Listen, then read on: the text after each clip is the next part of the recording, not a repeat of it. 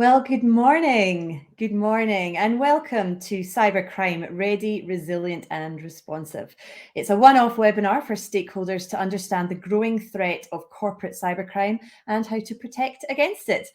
To begin with, I'd like to touch on some housekeeping. If you're having any connection issues, please ensure that you have the most updated version of Google Chrome, and feel free to use the chat function. For questions, we have a Q&A bar just to the right there, and a recording of this webinar will be available after the event if you miss any of it or if you want to listen again. My name's Kim McAllister. I'll be hosting today. And we're going to be hearing the inside story of a cyber attack on the Scottish Environment Protection Agency. On Christmas Eve last year, this vital public agency, which among many other functions maintains a 24/7 flood warning service, was hit by a ransomware incident which was likely orchestrated by serious and organised criminals operating outside of the UK. The outage was both instantaneous and completely devastating. The organisation's network was rendered inaccessible to its 1,200 staff. It caused an ineffective communications blackout. SEPA is well accustomed to responding to emergencies, but this one was different. The agency requested the immediate help of outside bodies, including Police Scotland, the Scottish Business Resilience Centre, and the National Cybersecurity Centre. And a series of crisis meetings were held and efforts began to recover what data and connectivity that SEPA could. It soon became apparent, however, that this was no ordinary hacking attempt. This attack, in the words of the investigators, displayed significant stealth and malicious sophistication with a secondary and deliberate attempt to compromise SEPA systems. Over the weeks that followed, a multi-agency investigation and recovery operation was in full swing, but the courageous decision was taken early by SEPA's Chief Executive, Terry Ahern, who refused to part with public funds to pay the ransom that was demanded. And that meant that not only did the network remain down, but the hackers released a cache of the agency's data on the dark web. This is what's known in the cyber world as a double extort. So 10 months on, the agency is still grappling with the immense challenge of not only working through a pandemic, but doing so with severely limited access to its systems. Through the challenge, though, comes opportunity, and SEPA is determined not to let the legacy be an entirely negative one. It has set about building a brand new digital and IT infrastructure, rather than simply rebuilding the old one. It's determined to build back better. Today's also a very significant milestone for SEPA because in the aftermath of the attack, the organisation commissioned a wide-ranging review led by the Business Advisory Service, ASITS, and with contributions from Police Scotland and the Scottish Business Resilience Centre. The purpose of this review was to establish what happened, how SEPA responded, the positives and the negatives, and what it must do in the future to be better prepared and protected than ever before.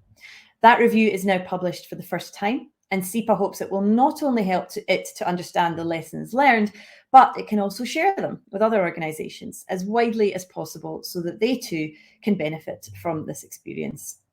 Now, SEPA has accepted the 44 recommendations made in the report in full. These actions range from the technical to the procedural and will undoubtedly be of great interest to all organisations who are seeking to maximise their own IT resilience as we face this growing corporate cybercrime threat. It's nearly doubled in the last year, according to the recent Police Scotland figures. So we're going to hear all about this in a global context and the specific incident relating to SEPA in this morning's webinar. I'm delighted we're joined not only by Terry Ahern, who's the Chief Executive, but also Dr. David Pirrie, who's the Executive Director at SEPA. This will give us that valuable inside perspective into the incident.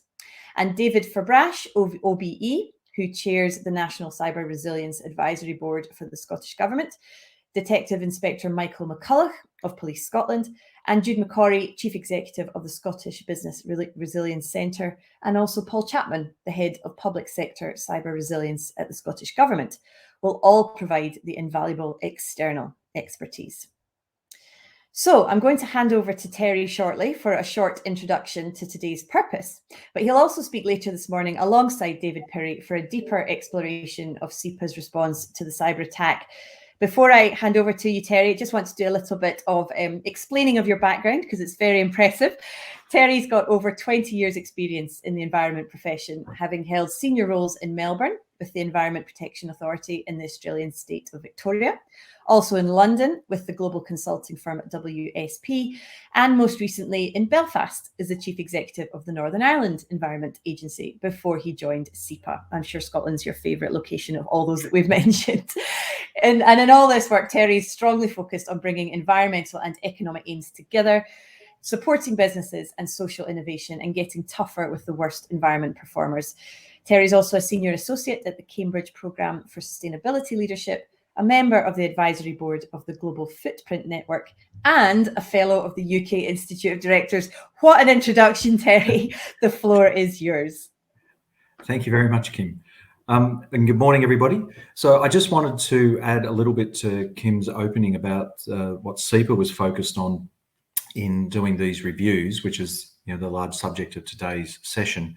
So most organisations that have a cyber attack don't say a huge amount publicly about those attacks. Some do, some don't, but the majority don't say too much. Our view is that that's completely appropriate. Every organisation makes its own judgment about its own context, whether that's commercial, public, whatever it might be. So people make judgments about how much they should talk about their cyber attack. Our judgment from the first day is to be as public and transparent as possible. And I just want to briefly touch on the reasons for that before we get into the subject matter during the session.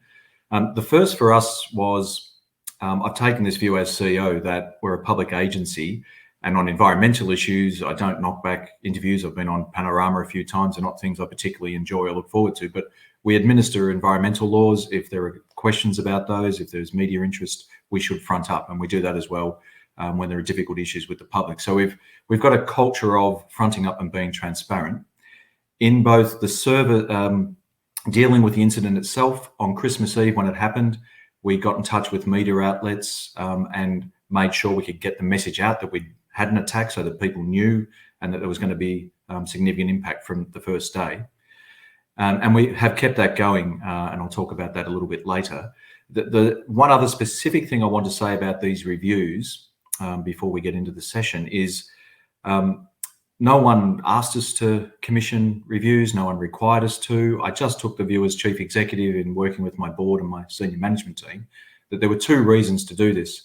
The first was we've been hit by a major cyber attack, obviously. We needed to get external, a multiplicity of external advice about what did we have in place that was good, what else could we have done, were there any weaknesses, what should we do in building for the future. Running an organisation, I felt that with my colleagues was a really important thing we needed to do. We could have just stopped there, but the second part of it was, again, as a public agency, if we're going to do that for our own purposes, why not share as much as possible with everyone else? Because anybody can get hit by a cybercrime, as we'll hear about during the morning. And what we've done is publish as much as we can of these reviews, because if we can help even one other organisation not go through the horrible experience we've had over the past 9 to 10 months, then that's more than worth it. Now, what you will see is that we've redacted some material. So there are three reasons for that. The first is we have to protect the criminal investigation, which is a live investigation. The second reason is there's privacy, whether it's our own staff or some people outside the organisation, we have to protect their privacy. And the third reason is we have to protect both the administration of our work and also our own future cybersecurity. So if there are things that we need to improve, we tend in the report to have left in the generic lesson and maybe some of the detail we've redacted because we don't want to tell cyber criminals the detail of how we protect ourselves. So those three reasons are why you'll see material redacted. And it might be that in this seminar this morning, there are some questions that I and other speakers just can't answer. And I just wanted to be upfront at the start about what those reasons are. I think what you'll still find is by global standards, we have published more than most do. And as I say, that's just because we think as a public agency, that's our particular responsibility. We make no judgment about others who take a different course, which is totally suitable for their own circumstances. So Kim, that's all I wanted to say to sort of set the scene about the purpose, the role, and the way we have gone about publishing this information today, and that we'll get into when we turned into the session. Thank you very much, Terry. I really appreciate your honesty, your openness, and your transparency. We will shortly be joined by Dave Fabrash, OBE, and while we're just making sure that he's connecting, because he's actually joining us from Saudi Arabia this morning, the magic of internet and working remotely. He's working out in the Middle East just now, so we're just making sure we have his connection. So just to reiterate what Terry said there, most of this is publicly available. However, I'm sure you'll understand that parts of this investigation can't be shared for obvious reasons. This is an ongoing live police investigation, so we don't want to compromise that in any way. It looks like David has managed to join us. Dave, can you hear me? Can you see me? I can both hear you and see you, Kim. So I think Wonderful. Thank you very much, Dave. Really appreciate you joining us today. So before I hand over to Dave, I just want to give everyone a little bit of background on you, Dave, because you're much like Terry, you have a very impressive pedigree. So I think it's only fair that we share that with everyone. So Dave is obviously the chair of the National Cyber Resilience Advisory Board for the Scottish Government. And he was responsible for setting this new strategic framework for a cyber resilience Scotland, along with the rest of that board. He's joining us, as I said, from Saudi Arabia, and he's standing in, thank you for that, for Professor Kieran Martin, who was sadly unable to join us at the last minute today. But I'm sure we're all delighted to have Dave as well. He's also the Managing Director of Beyond Blue and the Global Head of Cyber Futures at KPMG. He's, as you can tell, a renowned cybersecurity expert, and in a career spanning, I feel bad saying 35 years, giving away your age here. Thank you for that, Kim. doesn't look like it should be as long as that. Okay. But you have played a leading role in developing the UK's cybersecurity strategy, including as the head of cyber and space for the Ministry of Defence. He was made an OBE for his contribution to national security, and he's a fellow of the British Computer Society and the Institute for Information Security. So now that we know exactly how important you are, David, I will hand over to you. Thank you. Well, thank you for that, Kim, I think. So expectations are raised at this point. So I've got a slot for about 25 minutes, and I wanted to do a bit of scene setting about the nature of cybercrime, the challenges of ransomware, and practically some of the things we can do to protect ourselves and deal with a major incident. But before I do that, I was actually going to say, congratulations, Terry, on being quite so frank and open about SEPA's experiences, because we are seeing large-scale ransomware, and it's extremely important that organizations actually share their learnings and their experience when they deal with these sort of incidents. So thank you for being on the front foot and doing that, Terry. So I've got a couple of slides to run through, just really to provide a little bit of graphics and visuals to support what I was going to say. But I'm going to start with a little bit of scene setting on the cybercrime landscape and who's behind it. Does it really matter, frankly? And also a little of that question I always get asked, which is, would we really be targeted? Why us, particularly? So if I look at it, the first thing I try to get across is cyber criminals are rational business people. We often see, the pictures on the television of hoodies and black, darkened rooms. The reality is very different. These are innovative, entrepreneurial, transnational, organized crime groups, and they're driven very much by return on investment, and that's proving remarkably effective in some cases. So the sorts of things they're interested in is taking age-old crime patterns like fraud, data theft, extortion, blackmail, and classic protection rackets, and applying those to digital world. And we tend to see three different major patterns of cybercrime. There's what I call commoditized, which basically means everything is automated, vulnerable systems are detected, exploited. And a classic example of this would be a large-scale phishing campaign that if you click on the link, your PC is infected, it's locked up by a piece of ransomware, and you have to send a partial Bitcoin across to unlock and recover your data. Although this is indiscriminate, it's a numbers game. If you target millions of people, a percentage of them will click, a percentage of them will have poorly configured and secured PCs, and you can make a small amount of money out of each of them, and the numbers work. The tailored bit in the middle is more interesting. It's a model where the organized crime groups say, who is liquid? So who has money? Who pays people, pays suppliers, pays partners, pays employees? And if that's the case, they're going to spend a little bit more time doing reconnaissance, casing the joint, if you like. So that means scraping websites for logos, trying to understand the type of organization you are, looking at LinkedIn profiles to work out payments clerks, corporate treasurers. That extra couple of weeks, which allows them to say, is this organization really worth it? And then a campaign of phishing emails, text messaging, sometimes even voice calls, to get them to the point where they have the access they need to be able to monetize that.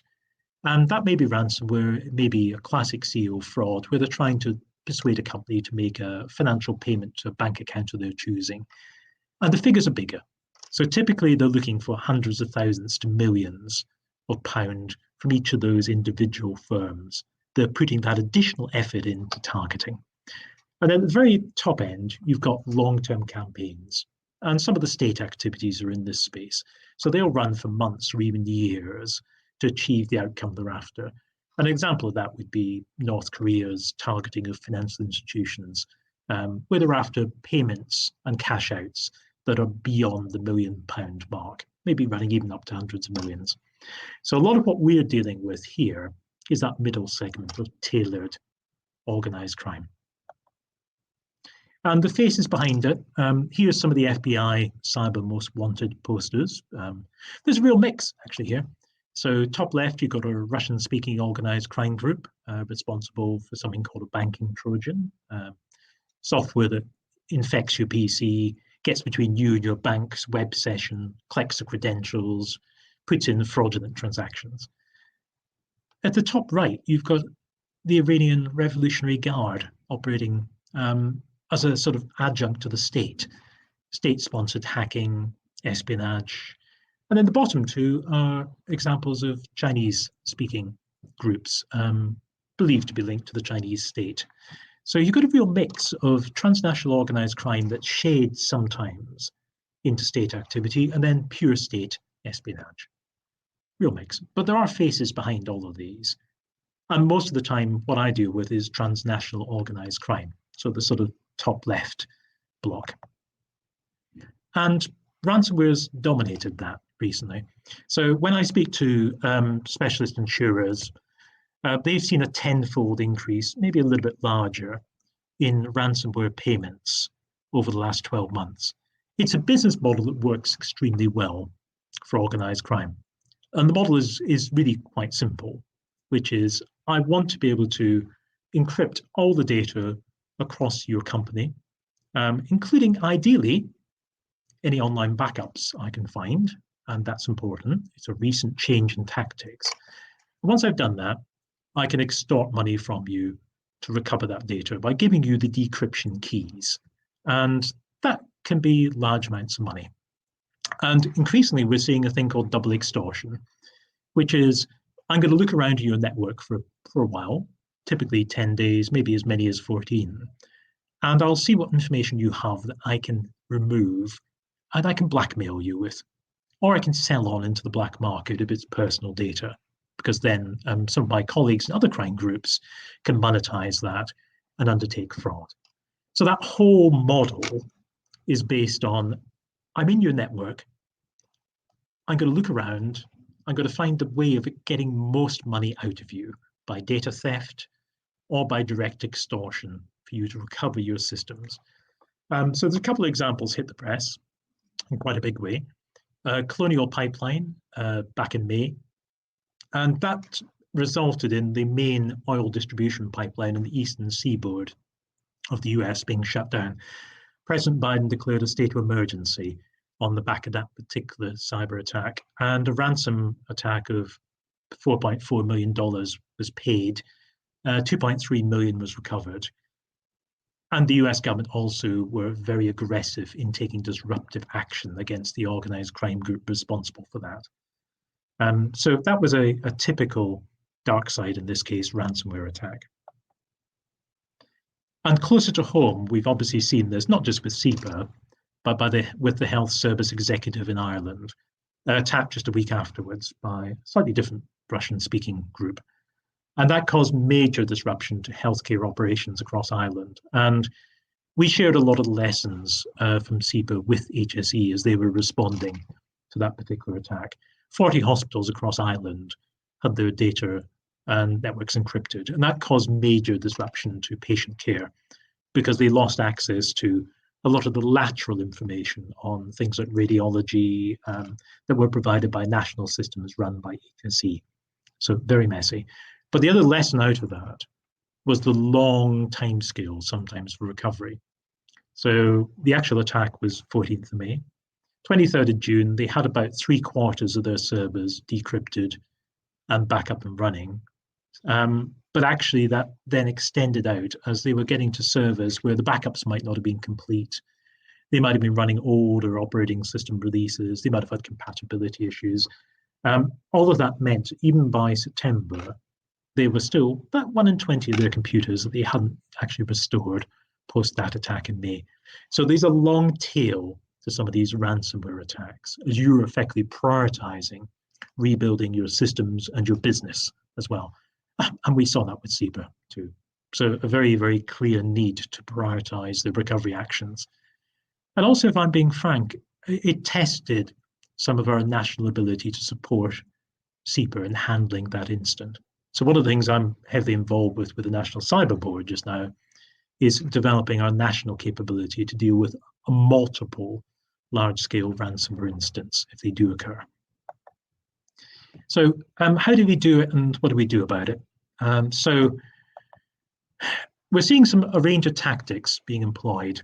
And when we moved with COVID to digital working on large scale, we saw a big shift to exploit Office 365. And that was often weak passwords, people reusing credentials between the personal accounts and the corporate accounts.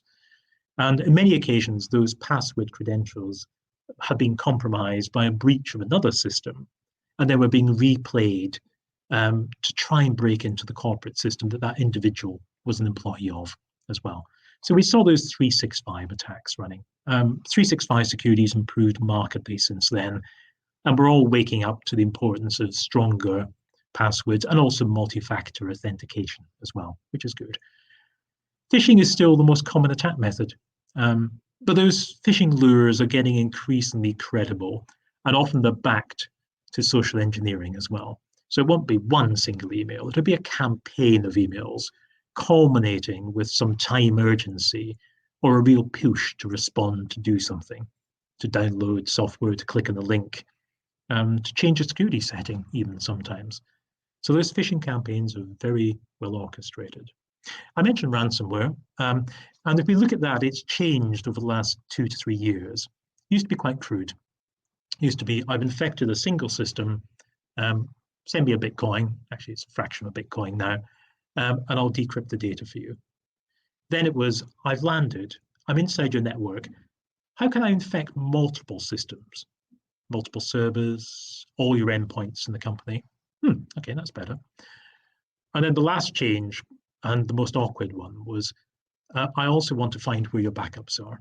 And if any of those are online, and if I can, I want to destroy, disable, or decrypt, encrypt those backups as well. So you don't have the ability to recover using online backups. So the NCSC put a big emphasis now on offline backup copies. They can't be touched, they can't be corrupted, but also testing your ability to actually recover those in the worst case as well. So the last couple of changes we've seen recently, a lot of automated vulnerability scanning. Just to give you a flavor for that, if you connect unprotected, i.e. no firewall, no antivirus, PC to the internet, it will take about 4 minutes for that to be compromised and infected. So a lot of automated scanning being done. And then the supply chain piece, most recent trend, we've seen a couple of cases with a firm called Cassia and a firm called SolarWinds, where organized crime groups or states have been targeting the supply chain. And the logic is very simple, which is if I can breach the security of somebody who's a software provider or a service provider, then all of a sudden I can scale those attacks, because it means all customers of that particular software provider are getting Trojanized, manipulated, subverted software that gives me the in and access route. So we're seeing a little bit of a trend there with organized crime exploring that as an additional attack option. So that's the tactics. Most of it's still basic. And the defenses, because of that, are a mix. And there's a balance here. So there's a balance between protection, detection, and response measures. And all three are actually equally important. So the protection side is very simple, often. Malware protection, so running up-to-date antivirus doesn't sound particularly exciting, but it's all quite critical. Secure configuration and patch management of systems, timely patching and updates to software. Trying to get rid of legacy unsupported software as well, if you can, particularly old versions of browsers, which can be quite important.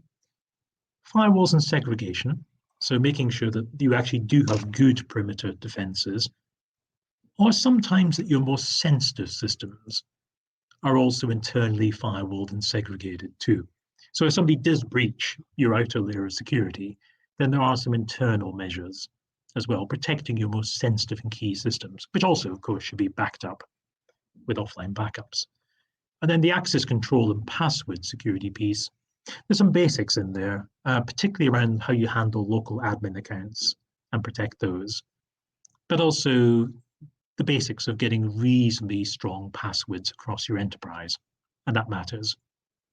And then I'm going to keep saying it time and time again, unfortunately. It sounds like a bit like a broken record, but the offline backup and recovery piece is probably the single most important piece just now, because we know that those ransomware groups are targeting any online backups, and they'll try and get the access credentials they need to corrupt those backups. So do seriously think about offline backups of your key data, and use that as a way of saying, if I really need to rebuild my organization, what do I really need to have available to do that? So that's a key piece. But there's also this whole preparedness bit. And incident management and planning is important here, which is, if you do have a ransomware attack or incident, where are you going to go for help? So do you have the capability to do that internally? Do you have an incident responder who might be able to assist you? Do you have cyber insurance? And does that cyber insurance policy include that initial incident response support as well, as it often does? And that's all about time. So it's all about, if the ransomware does trigger, how do I get somebody in quickly to help me? To understand the containment, to stop any further spread, to try and make sure they're out of my network, and I can rebuild in a secure environment, and also to give me some practical advice. And no, cloud backups aren't offline, unfortunately, because sometimes the cloud credentials are compromised by the attackers, and we've seen that happen in some ransomware instance. So there's definitely a think about that additional offline backup. Sometimes actually people do take a separate cloud instance, and they're careful about the way that the access is managed to that cloud instance of the backup. Okay, so you need to be a little bit cautious in that. Can you get cyber insurance today? I'm going to take a couple of the questions as we go. So cyber insurance at the moment is interesting because the cyber insurance providers are hurting, because they're seeing the claims go up. They're beginning to be a lot more cautious about who they insure. And that translates into looking for more, what they call pre-bind, more assurance about your level of initial security. So do you have cyber essentials, for instance? Because that at least says you've taken the basics of cybersecurity seriously. And they're more happy to then go ahead and bind you and insure you to provide the cover you need. So have a think about where you get that instant support from. And also, I think I'm a great fan of cyber exercises. So NCSC run an exercise in the box. It's a standard packaged exercise you can run with your exco on board. But it's all about saying, if we did have a major cyber incident, how would we respond to that? And that's not just the technical response. It's the communications. It's how do you minimize the impact on your customers, your clients as part of that? And how do you really prioritize business recovery? So who gets the new rebuilt laptops? Which servers are actually most important? Which data set do you need to recover? And can you quickly mobilize as an organization to do that? And then the last little piece, which is if you rely on your enterprise IT to support your incident management, you will have a problem if you have a ransomware attack, because you won't have an enterprise IT environment. So the last piece of advice we sometimes give is to say, okay, if that does happen, can you quickly spin up another collaboration environment, get access to your instant runbooks or playbooks you need if your main corporate IT environment is actually disrupted? Because if you have a large-scale ransomware attack, you will lose your corporate IT environment, your Windows Active Directory, and your servers. So you need to have that little contingency plan in place to spin up maybe a Microsoft Teams or a Google instance that gives you that ability to collaborate and share information and get access to the key information you need about clients, key points of contact, your incident management plans. So that's the preparedness piece. And then the last piece for me is why cyber is different. So a lot of people say to me, I've got business continuity plans, I'm ready. A lot of those focus on physical disruption events. A building's burnt down. I've had a flood. Somebody's put a JCB through a telecoms cable that's important to me. Those feel very different to a major cyber incident when it happens. Because in a major cyber incident, suddenly it applies across all your sites, all your IT environment, and all of your data. And it's not one physical location. More than that, you're not quite sure how long they've been in your network for, typically 14 days, maybe a bit longer. You're not quite sure what they've taken in the meantime in terms of data, and you're not quite sure what they've left behind in terms of malware either. So the thing I find when I do this with executives and boards is the thing they find most difficult to deal with is uncertainty. We're not quite sure what's quite happened. We're not quite sure what the attacker is going to do next. And there lies the challenge. And also, we've never, if you choose to, negotiated with an organized crime group. We don't know how to play that particular, rather specialist game in terms of demanding proof of life or choosing to try and negotiate down the ransom. And that last point for me is those organized crime groups are also very, very good at working out exactly where to set that ransom demand. Because sometimes they will look for your financial statements. They will, even if they have the time, look for your cyber insurance policy. And that will be used to set the ransom demand for the organization. So that's a little bit from me. I'm inclined to stop there and just say, are there any other questions? Thank you very much, Dave. Yeah, it's been great that you've been answering questions as you've been going along. There's certainly been lots of people asking. I think to do with insurance and what your opinion is of the kind of self-fulfilling prophecy. If attackers know that insurance is going to pay out, what does that mean for other companies? What's your opinion on that? Yeah, it's a hard one. I mean, I think there's more and more push just now by government for transparency around ransomware payments. We've also got a little hook in here. We're also finding the sanctions regime is increasingly applying to ransomware payments as well. And it's worth mentioning that very quickly. So the US, OFAC, which is part of the Treasury, the EU and the UK, all have sanctions regimes that apply now to certainly state cybercrime groups, but increasingly organized crime, which makes it illegal to actually pay a ransom to those groups. We also can't fund terrorism, that's illegal. And sometimes we find that the ransomware infrastructure being used by those organized crime groups is in a sanctioned country like Iran as well, which just makes the whole thing much, much more complex and messy. So I think you're going to find more and more pressure over time to get transparency and reporting around ransomware payments.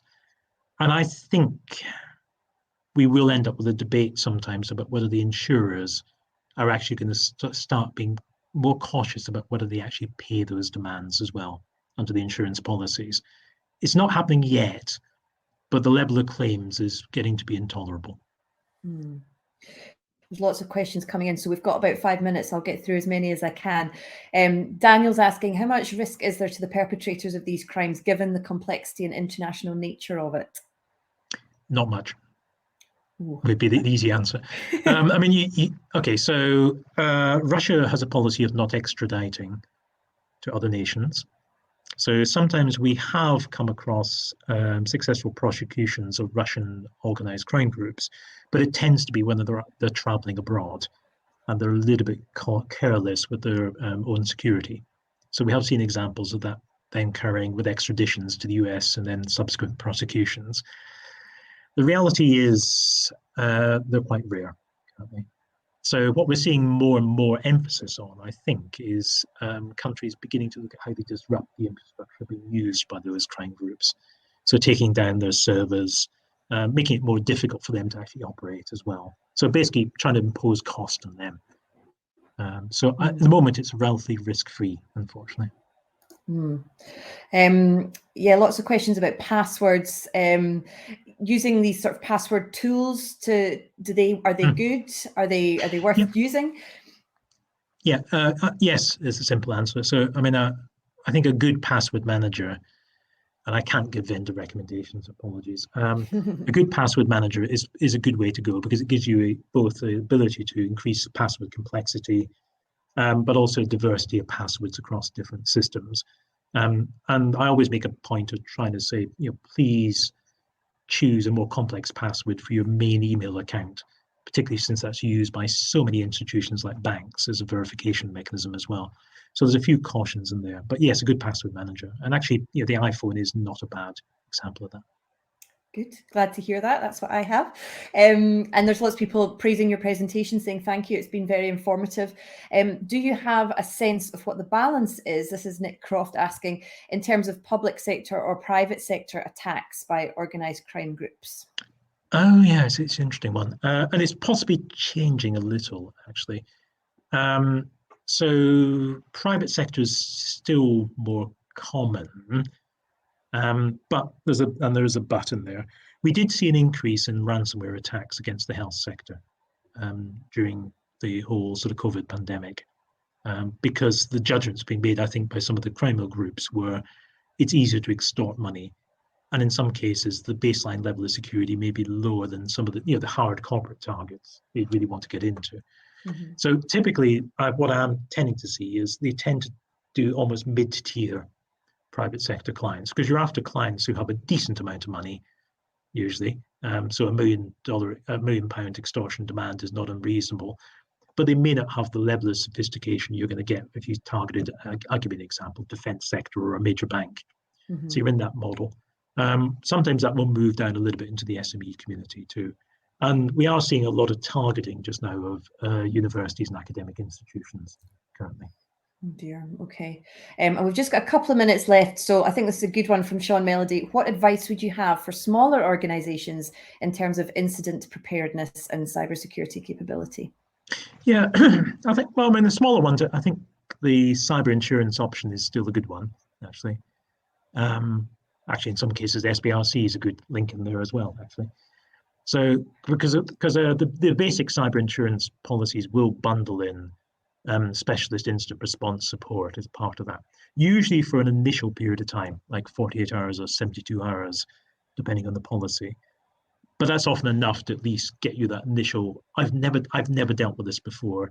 I'm getting some good advice now. I'm doing the right things in that first stage of a major incident. So I would seriously think about cyber insurance as a piece. Or you can actually have a retainer with an instant response firm, but that's probably less appropriate for SMEs typically. Mm-hmm. So I guess being at this webinar is a good first step, informing yourself, hearing about the latest information, and then taking a good look at your own organization and realizing what's the appropriate measure for you then. It's a very good start, and there's a lot of good information out there. Not just SBRC website obviously is a good source, but Scottish Government also puts out a lot of material with links to the National Cybersecurity Centre in the UK as well. So there's no shortage of advice, and some of that advice is specifically tailored to either SMEs or to the charities and third sector as well. So Great. It's well worth reading. Thank you. Well, that's been really interesting. So on behalf of the whole audience, thank you very much, Dave, for joining us all the way from Saudi Arabia. A great presentation. And we will have a panel discussion at the end of this event as well. So if you have any more questions that you want to ask, please do put them in the Q&A and we'll get through as many as we can in the time that we have. But for now, thank you very much, David. My pleasure, Kim.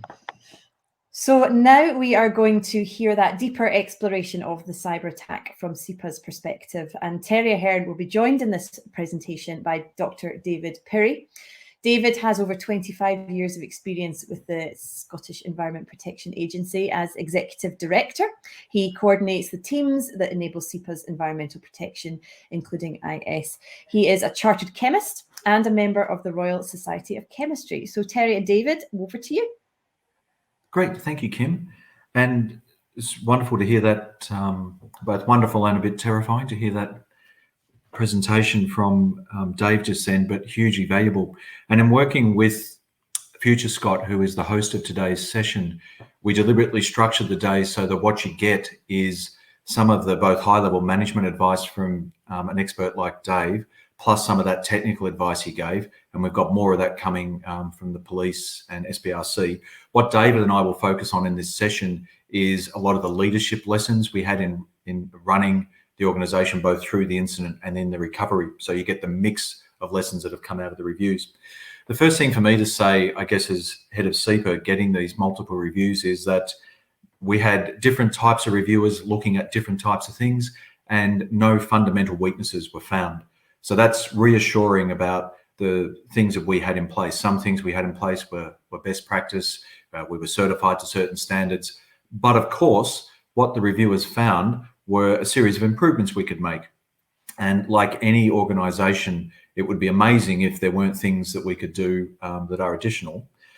I guess a couple of things from that is nobody's safe. And you just heard that so powerfully from Dave. You think about SEPA as sort of a mid-level organisation in the Scottish system, and the type of organisations that are being successfully attacked by cyber criminals, their resources, just saying they swamp what SEPA can spend on cybersecurity doesn't even do it justice. And as Dave said, and I've learned from other cyber experts, they will sometimes go after very small organisations. So I guess there's this emphasis coming out of the reviews, no fundamental weaknesses. We're a pretty well-protected organisation. Of course, there are things that we can improve and build in, but nobody is safe. Everyone has some vulnerability.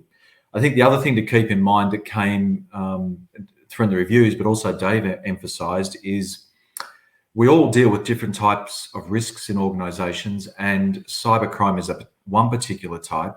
It actually comes from a field of human endeavour that moves at more pace than virtually every other field of human endeavour. So we all know as private citizens that every week there are new developments in the world of IT, et cetera, et cetera. So there's always new ways that cyber criminals will be developing to try and attack you. And there's always new things that are coming on board and available to us all to try and protect ourselves. So in addition to, I guess, our finding we had no fundamental weaknesses and then some areas for even further strengthening as we build back, that recognition that it's a field in which things do move very quickly. So that will always be the case. If I just turn to the area of readiness and the sort of, I guess, organisational lessons, quite critical coming out of the reviews that you have quite a strong culture of resilience, governance, and incident and emergency management. Now, I've relayed this story to a few times, so some of you may have heard it, but on Christmas Eve, I got a call from our head of governance in the early morning, and he said we had a cyber attack. I said, well, I know what a cyber attack is generally. What's the nature of it? And he said, I've got to get a bit more detail. And he called me back, and we immediately found that it was quite a severe attack. We, under our emergency management protocols, I call an emergency and then I create an emergency management team. So the organisation is normally run by what we call an agency management team. The emergency management team will have the agency management team, it's the organisation's executive, plus whoever is relevant for the type of emergency. Now, we do deal with different types of emergencies. We're the flood warning organisation for Scotland. There may be major industrial incidents if we're regulating a particular site. So we have a history of emergency management.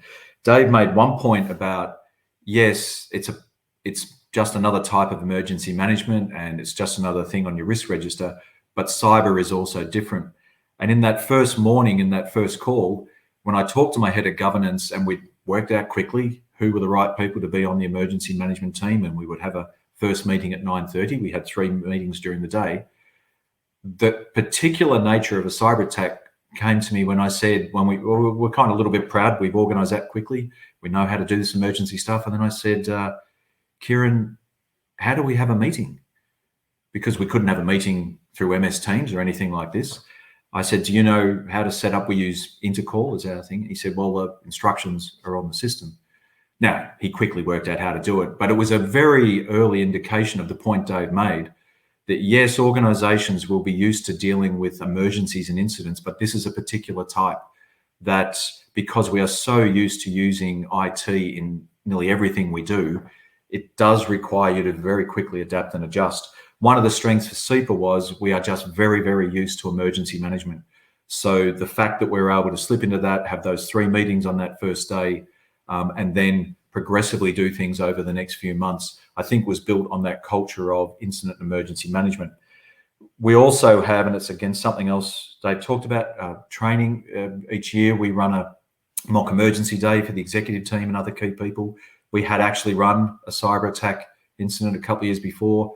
We'd also done, just before the pandemic started, a global pandemic. I have considered banning my resilience team from running further exercises because they seem to come true, whatever topics they pick. But actually, in all seriousness, those training sessions are quite critical. So even for an organization that is used to doing emergency management, you can't train enough and prepare yourselves enough, because a lot of what you do in dealing with the incident well and recovery, and this is not a complicated point, but it is quite important, is holding your nerve, thinking through things and making good decisions. So in relation to that, I said, I think probably on Boxing Day, when the next time we met, we didn't meet on Christmas Day. David, my colleague who come in later, and the IT team kept working on Christmas Day, obviously. We got together again on Boxing Day, and then we were having a couple of meetings a day, for several weeks. I said, look, we have 5 assets that we use to deliver our work. We've got our people. Well, we've still got all our staff. We have our money, we still have our funding, we have powers given to us by the Parliament, we still have all of those, and we have our relationships with a set of organisations across Scotland and beyond. We have all of those. The 5th asset class, access to our data and systems, we've lost for the time being. So what we have to do in this emergency and this recovery is basically milk more from the other 4 assets, and that's what we did extremely well. And again, I think that point of knowing your strengths as an organisation, having a good culture. It sounds very simple, but one of the things that was really critical for me in leading the organization was I put a lot of effort in with the top 2 tiers of management over the last 4 or 5 years to build a shared understanding of our business objectives, our business model, the way we were trying to work, because we do have quite an ambitious change agenda. And because we had that, we were able to make very good, quick decisions about what to prioritize. So when you're hit by an emergency like this, you can't, deliver everything. I said to people on Boxing Day, don't judge ourselves by normal standards, because we've been hit by a cyber attack on top of the pandemic. We can't do everything we would normally do. We can't even get close to that, particularly in the first few weeks.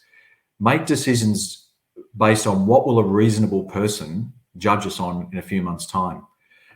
Because we combined that's how you think during, multiple emergencies, the pandemic and the cyber attack.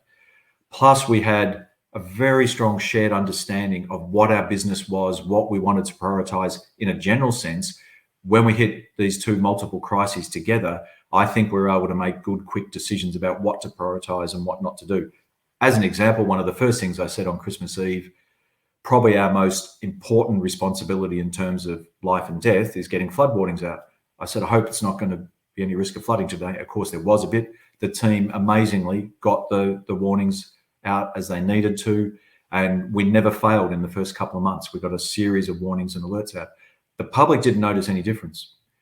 There was actually a number of workarounds by a group of experts, but we were able to make the right, accurate, timely decisions and then provide the advice to the public.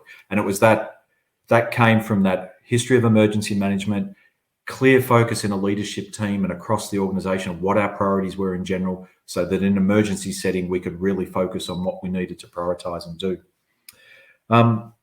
Turning to the response, Dave mentioned another thing, which is you're not likely to have dealt with a ransom before. So I've said to a few people, you know, as Kim outlined, I've worked in a few places around the world in a few different types of organisations and been senior for 20 years or so.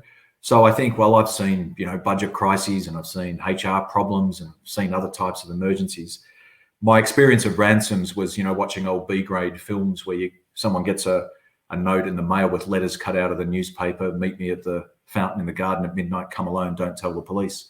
I had no experience of dealing with a ransom. That's okay, because what happened from Christmas Eve was the Scottish government system kicked in emergency management as it should. So we got tremendous support from Police Scotland, from the cyber experts in Scottish government, our own environmental experts, the resilience people in Scottish government, Jude and her team at SBRC. And of course, Police Scotland, and you'll hear from Mike later, told us exactly the sort of scenarios that we would face in relation to ransomware. And that was just so invaluable. And that tremendous ability in an emergency where you call on your own strengths, your own experiences, but that won't be enough in a cyber attack. You need to very quickly work out, and Dave's point about preparation, training, rehearsing, etc., know in advance who to get in touch with so you can just trigger it straight away. I can't speak highly of our Scottish government partners and the way the system supported SEPA, particularly, you know, fair enough, SEPA people, we gave up our Christmas and New Year periods because we had to deal with something for our own organisation. But people like Jude and Mike, who you'll hear from, and other colleagues, they, you know, destroyed their Christmas and New Year period because they took their responsibility as we have to help this part of the Scottish government system. So that power of partnerships was quite important.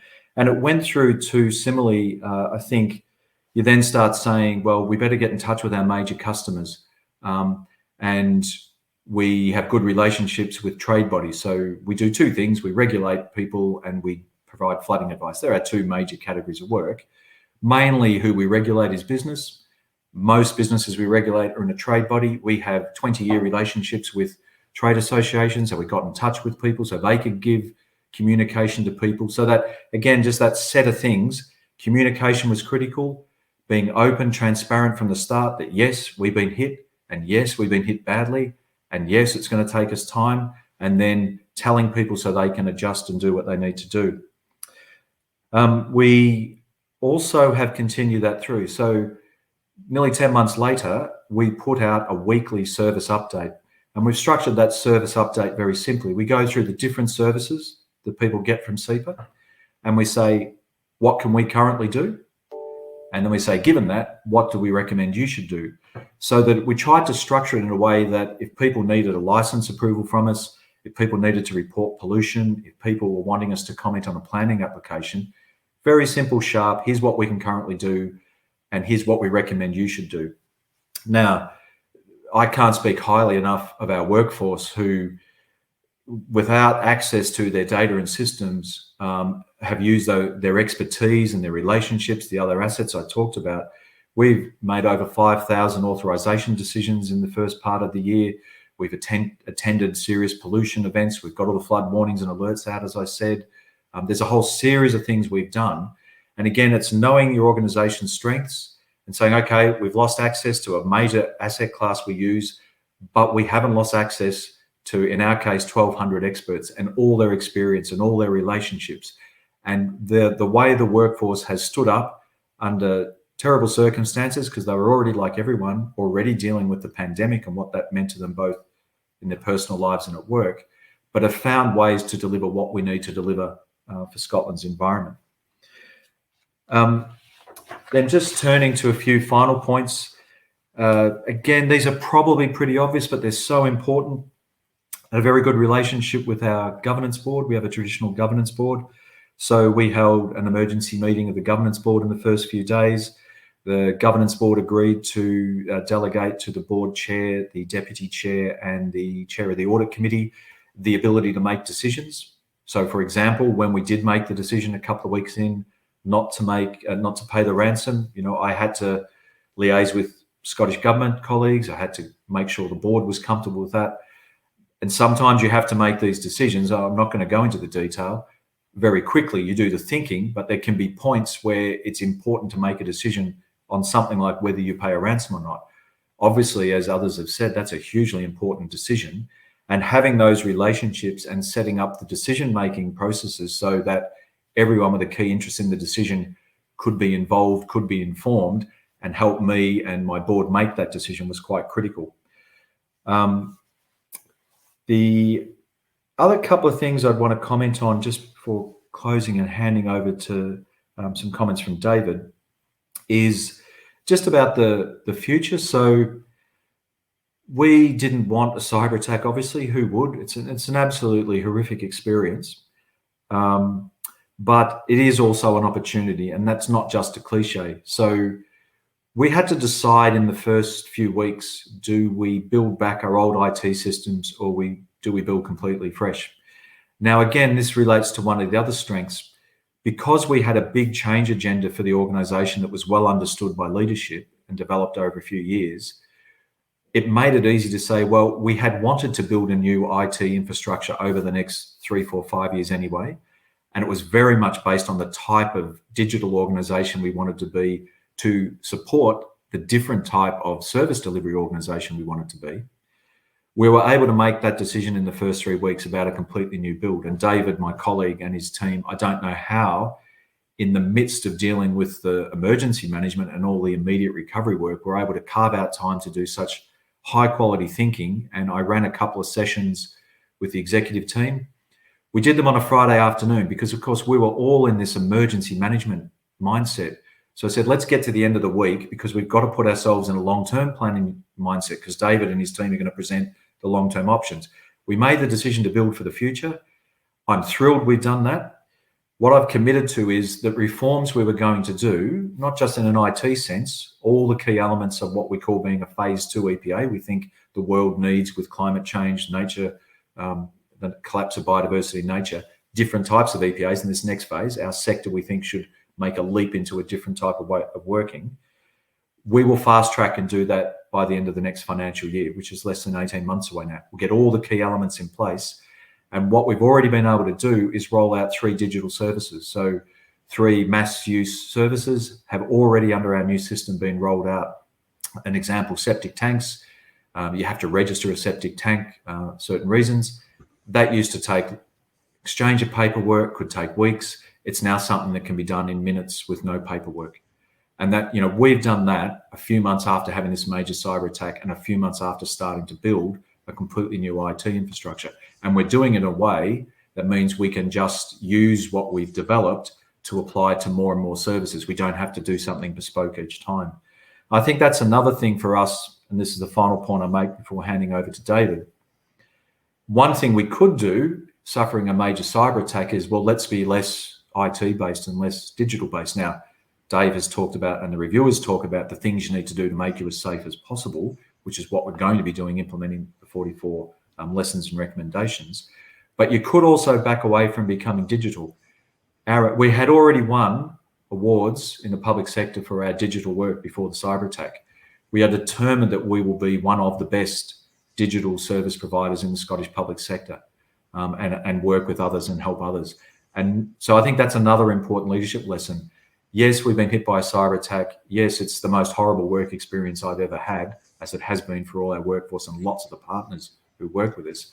But that doesn't mean turn your back on being digital and being top-class IT. It means keep going because it delivers huge advantages. That's why the ransom attacks are valuable, because they did cause so much disruption. But then just make sure you put the absolute best in terms of cybersecurity. So with those leadership lessons, I'll hand over to my colleague David, who'll give you a little bit more flavour on a couple of those elements. David. Okay, thanks, Terry. Good morning, everybody. I'm David Perry. I'm the Executive Director for Evidence and Flooding within SEPA. But today I'm going to be talking to you in my role as incident manager for the cyber attack. So I coordinated our response to the attack. And very briefly, I'm going to try and cover two things. I'm just going to pick up on some of the key lessons that I learned from being incident manager. And then I'm going to try and give you a flavour and an overview from the recommendations and the key learnings that have come out of the reviews that we did. So you've already heard from Terry that in many respects, SEPA is well placed to handle incidents like this. The normal business incidents like severe weather and power outages, but also as a Category 1 responder doing pollution events, doing flood forecasting and warning. In fact, today we're doing flood forecasting and warning down in the south of Scotland. It's in our DNA. It's something that we do almost, maybe not quite every day, but we are regularly handling incidents. And so we heard from Dave earlier on just how different a cyber incident is, and it definitely did feel different in those early days. The technical aspects of the incident, the scale of the incident, the uncertainty, I recognise all those points that Dave made earlier on in his talk. But actually, as incident manager, the challenges we faced in those very early days, they were exactly the same as any other incident that we deal with. It was all about ensuring that everyone has the same situational awareness. It was about bringing the resources of the whole organization to bear on the incident. And it was communicating and coordinating who's doing what's going on, just like how we handle any other incident. The scale was different, the uncertainty was different, but I think a key lesson is fall back on your tried and trusted procedures. They'll serve you well. They did serve us well. I do think, though, one of the other big differences between this incident and other incidents was even in a flooding incident, we were used to handling them for a few days at most. The cyber incident has lasted a lot longer than a few days. So a key lesson is, in those early days, it's a marathon. It's not a sprint. Set yourself up for the long term. Set yourself up with the relief staff, with the appropriate support so that you can last for the long term. And Terry picked this up as well, that one of the other key things that we made the time and space to do was producing that long-term broad plan that had long-term targets, rather than just dealing with the events as they unfolded and as they happened, as they unfolded over the days. But make no mistake, this was really, really difficult. And it's because it was so difficult that we commissioned these reviews. So across all of the reviews, there are 48 recommendations. Many of the recommendations build on the good practices that we already had in place. 44 of the recommendations are for SEPA, but they're also for, I would believe, any individual organization. And actually, I was really struck by Dave's presentation before us, just how common the recommendations coming out of these themes were with the points he was making. Because when I look across the 44 recommendations for individual organizations, they sit in three broad themes. And that first broad theme is preparedness. And that preparedness, it's all about training of users. It's awareness of users. It's the availability of your incident responses plans. It's the testing of those incident response plans. It's the knowing what to do when it happens. And above all, it's about understanding and managing your areas of cyber risk and being quite particular about those high areas of cyber risk. So if the first lesson was about preparedness, I think the second one is all around protection. And the protection areas, many of the things there are technical. They're really quite technical. It's about making it difficult for an attacker to access and move around your system, and then it's about dealing with them promptly should they get in. And they cover the areas that Dave picked up in his talk: authentication, account management, network segmentation, and threat detection. Things like network segmentation, really important that you know those business systems that are really important to you and that they're segmented and it's difficult to get to. And that really leads you into that third area of lessons, and they're all about recovery. It's about that understanding that not all of your systems and not all of your data is equal. Be really clear about those systems that you have to recover and get working within minutes or hours. We knew that our flood forecasting and warning systems were our top systems, and we were able to get them up and running. It's not just learnings for individual organizations. Those learnings, there's a strong synergy with the 4 recommendations that are for the wider public sector. The first of those is about the role of SOCs, Security Operation Centres. Is there more that can be done collectively to make use of Security Operation Centres? The second of them is about how best to make use and access cyber incident response companies.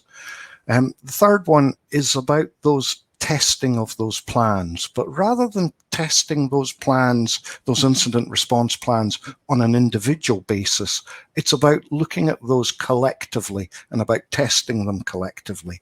And the final recommendation is really about learning the lessons. It's about collectively as a team, are we set up that everybody can learn the lessons from every attempted attack?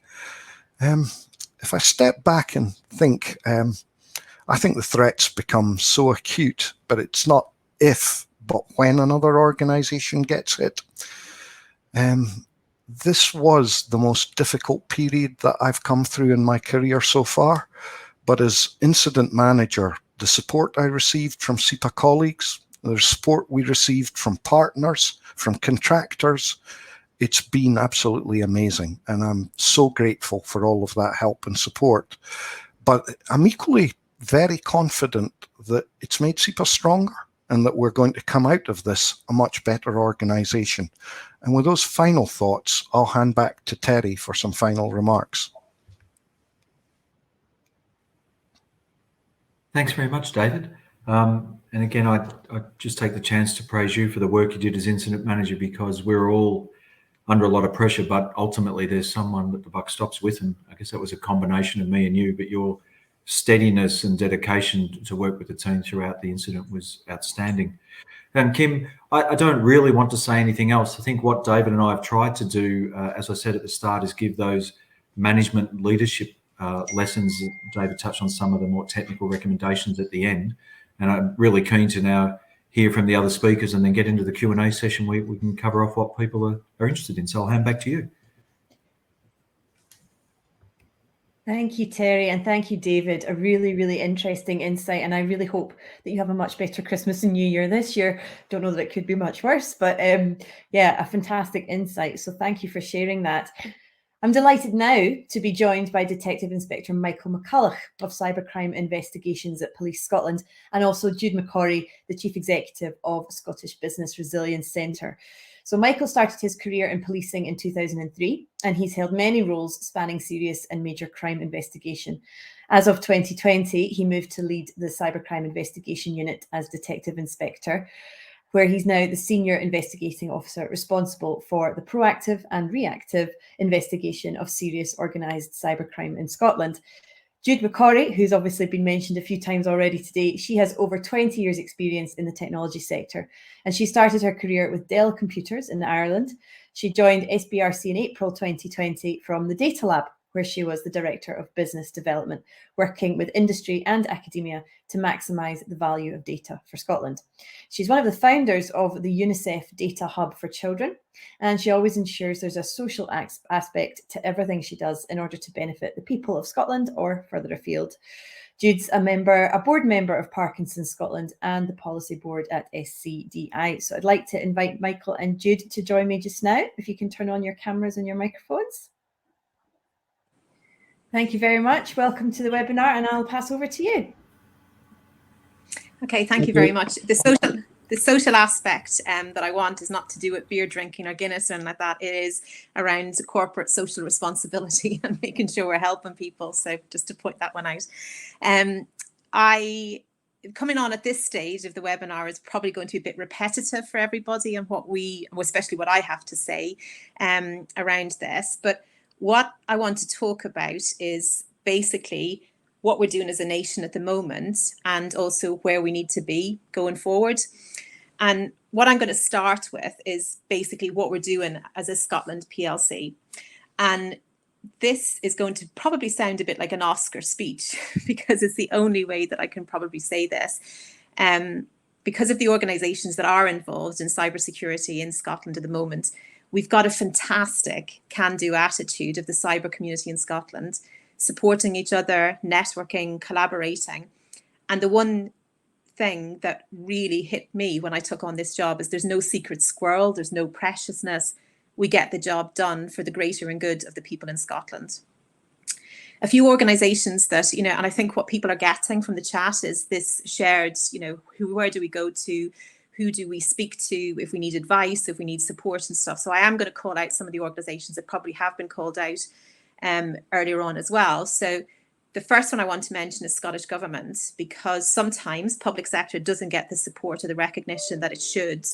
And they have been doing amazing work behind the scenes in supporting organisations in Scotland. So they've set up the Cyber Scotland partnership that I am delighted that I'm the chair of. And we've got all these different partners who have something to offer and also something to learn around cybersecurity involved in it. We have the people behind the Digital Boost programme in Scotland, that they have ensured that anyone who gets funding from the Digital Boost programme has to go through a cyber health check. And that is to protect the investment of Scottish Government, but also to invest the organisations who are becoming digital in Scotland as well.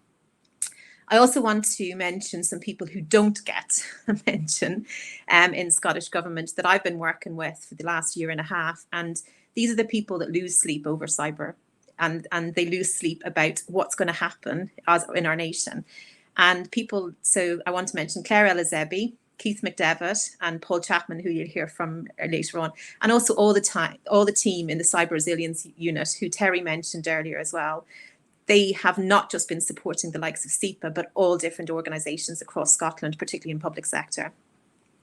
The other people who are doing amazing work and also probably don't get the recognition as well for the cyber side of things, and it's great that Detective Inspector Mike McCulloch is on with me today, is Police Scotland for their investigative support around prevent and protect advice and the way they collaborate with Scottish Government, with the Cyber Scotland partnership, and also ourselves in SBRC with the secondees that are working with us, but also that no barriers, no secret squirrel relationship that we have, that we can pick up the phone to each other to make things happen and get people the support, even before they've made that call into Police Scotland, that we know it's what's coming down the line. And also the other big surprise for me from Police Scotland was the way that they deal with the victims of cybercrime. So the feedback I get all the time is around the support, the no judgment, just support and kindness these organisations are getting from Police Scotland, because the people like Mike, who you'll hear about, and I'm always mentioning him, and that's the feedback we get about him as well, is that he takes the companies on a journey. Every day is a different story. Maybe every hour for the first few days is a different story, but he's there to support them, and his colleagues are as well through that process. It's not just a matter of reporting the crime to Police Scotland and you just move on. I need to also mention my amazing team at SBRC, and I did take over SBRC the week of lockdown. So some of them I hadn't met, so we had to go and do all this work online and support the nation as much as we could as well. And please, we've been mentioned there in the chat as well, have a look at the website. There's lots of free advice that people can get. There's lots of free training, support like exercising. We also have an instant response line that you can get some support from, that we then will triage the call to one of our amazing trusted partners in Scotland. And also we will ensure that you hopefully will report the crime as well to Police Scotland so they can help with the investigative process. There's also Hesfestus, who are supporting the colleges and university. And I did mention the Trusted Partner Network. So these are local cyber companies in Scotland that are carrying out all the health checks for the Digital Boost programme, but they are also the companies we will put you in contact with if you call the instant response line, and make sure that you're matched with an organisation that can help you rebuild your organisation post-attack. And also the organisation who probably didn't want to be in the limelight for cyber, but they have been for the last year, and it's SEPA. So the team themselves, my heart went out to them during the Christmas holidays, but I have never met a team of people like them, even through all the stress and strain. They were amazing to work with, and they were so easy to help. And Terry is always thanking SBRC for the help and support. But my answer to that, and people have probably seen it on Twitter and they think that myself and Terry are great friends, we've never actually met personally, is that it's very easy to help good people. And that's what they are. And they have hockey sticked cyber in the last year to basically make it a prominent discussion topic on everybody's minds in the last few months. So please listen to them today, learn from their reports, put in some changes, do everything that they're talking about. Listen, don't just turn up today, be an active participant, because they've been through the pain, they've got the t-shirt of this, and they will help. If you listen to them, they will help your organizations. So, and I know I'm going to be critiqued for not mentioning everybody, but what needs to be done? So I'm after talking about all this amazing stuff that we've done. So what needs to be done is this needs to be put on steroids. We need to hockey stick this effort. I talk about a collaborative effort, but it's still not good enough. We can't, the question I ask people is, what if 3 or 4 SEPAs had happened at the same time in Scotland? Do we have the resources? Do we have the experts? And do we have the expertise in the one area to do this?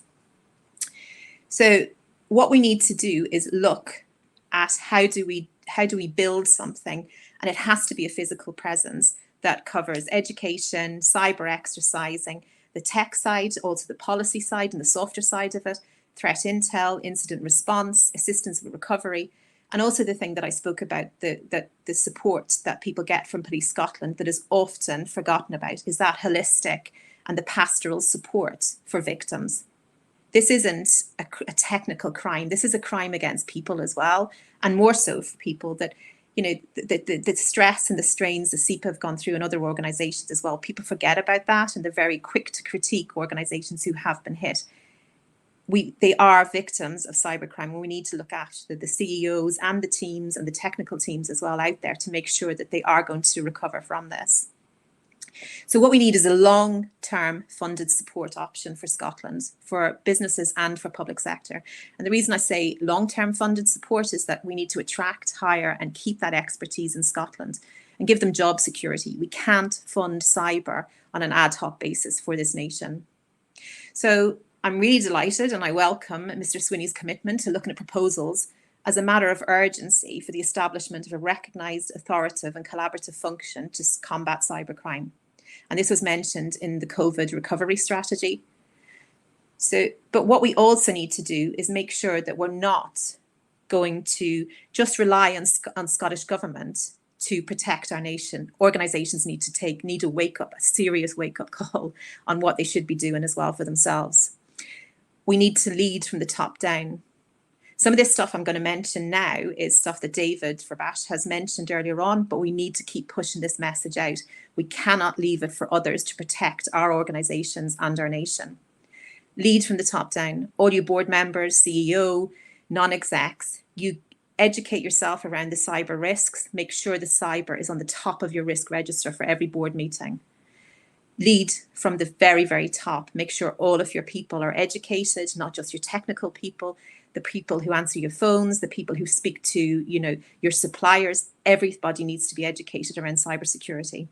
Test your IT, look at vulnerability testing, pen testing, do your upgrades and your backups. Read the SEPA report and recommendations. Take the advice. Don't let all of this be in vain. This was a lot of work from SEPA, and they should be congratulated on the openness and transparency around this. I mentioned again, educate, educate, educate, even the basics. What does a ransomware email look like? How would you recognize some sort of attack that's about to happen on your system? Exercise and put yourselves through the pain in a pretend scenario, in a pretend fashion, that you realize what can happen and you cover all the basics. These actually give you more questions than answers. And also test your cyber. There's a lot of talk around your cyber insurance. Don't just sign up for cyber insurance. Find out what exactly you are insured for. If you talk to your cyber insurance company and go through a scenario yourself. So sometimes there'll be limitations on what you can say about the attack, who you can say things to, and also who will handle this. And I did promote our trusted partners, all the cyber companies in Scotland, because I do think that's a big thing, that if you do have some sort of criminal activity on your systems, it's very good to have a local supplier that's going to look after you as a Scottish company, not somebody, and I'm not dissing any companies down south, but you need that local support. So make sure that your cyber insurance covers all those areas. Have an incident response plan and have it on paper, because your systems will be down, you won't be able to access it. Also look at accreditations like Cyber Essentials and keep up to date with advice from NCSC, Cyber Scotland, Scottish Business Resilience Centre, Police Scotland. There's lots of advice out there. And another shout out for SBRC, we've launched our app today. So if you download that, you're not then relying on LinkedIn and Twitter for threat intel. You will get push notifications as soon as we get the information in, so that details that you should be looking at for your cyber security. And a final point, I'm not going to dwell into this because you're now then going to hear from Detective Inspector Mike McCulloch, but what do organisations do if they are targeted by cyber criminals?